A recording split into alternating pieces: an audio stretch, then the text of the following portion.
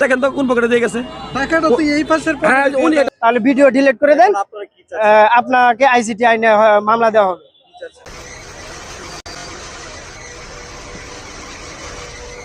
আমার পকেটে টাকা দিছে স্পষ্ট দেখা যাচ্ছে না আপনার এখানে টাকাটা দিচ্ছে। এই যে দেখেন উনি টাকাটা দিয়ে উনি বাস উঠে গেছে। দেখেন তো আমার পকেটে না উনি টাকাটা না দেখেন আপনি একটু এই লোকটা হচ্ছে উনি। এই যে হাতে আপনারা দেখেন এই যে হাতে টাকা এই ওই টাকাটা এটা গেল উনি ঠিক আছে এখানে তো ওটা উনি এটা আসলে কি জন্য ভাই কি জন্য টাকাটা ভাড়া 7-8 গুণ হয়ে গেছে কি জন্য এই টাকাটা দিয়ে নিলেন না টাকাটা দিয়ে নিলেন সিনিয়র তো আছে আর টাকাটা তো নিলেন আপনি আবার ওনাকে হুমকি দেওয়া হয়েছে আবার ওনাকে হুমকি দেওয়া হয়েছে না ওনাকে আবার হুমকি কেন দেন কিছু বলছি আপনাকে না আপনার সহকর্মীরা দেওয়া হয়েছে সহকর্মী এখানে ছিল, আমরা বলছি ওই যে ভাই ছিল এখানে। আমি প্রায় এখানে 2 ঘন্টা যাবত এখানে আছি, আমরা যাইতে পারতেছি না। অনেক যাত্রী এখানে আছে। পুলিশ সদস্যরা প্রত্যেকটা গাড়ি থেকেই 500, 600, 400 করে টাকা নিতেছে। উপরে দাঁড়ায় আমি একটা ভিডিও করছি এবং টাকা লেনদেন হয়েছে এরকম একটা ভিডিও করছি। পরে টাকা দিছে গাড়ির কন্ট্রাক্টর পুলিশ সদস্যকে টাকা দিছে এবং তার যে নেম প্লেট ছিল ওইটা ঢাইকা রাখছে। আমি নেম প্লেটটা ভিডিও করতে পারি নাই।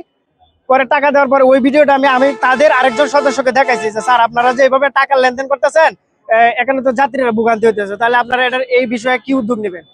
উনি বলতেছে কই আপনার কাছে কি কোনো প্রমাণ আছে? আমি বলছি জি স্যার আমার কাছে প্রমাণ আছে। পরে উনি বলতেছে যে তাহলে প্রমাণ থাকলে আপনি দেখান।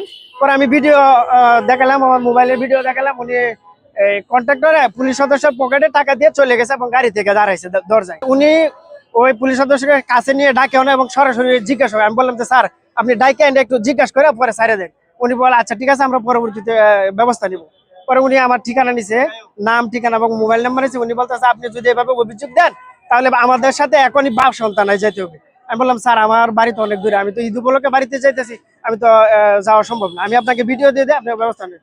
না আপনি সরাসরি গিয়ে অভিযোগ নিতে হবে, আর না হলে আপনি যদি না যাইতে পারেন তাহলে ভিডিও ডিলিট করে দেন, আপনাকে আইসিটি আইনে মামলা দেওয়া হবে।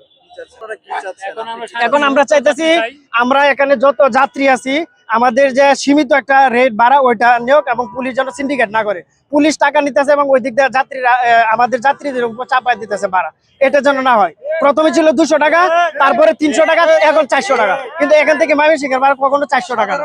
আমরা 100 টাকার জায়গায় 300 টাকা দিতে রাজি, তাও তারা আমাদেরকে নিতেছে না এবং এভাবে আটকে রাখছে এবং পুলিশ সদস্যরা কোনো কিছু বলে না।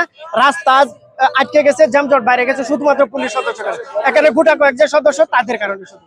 এটা আমরা চাই যে ভাড়া কমানো হোক এবং সিন্ডিকেট ভেঙে দেওয়া হোক।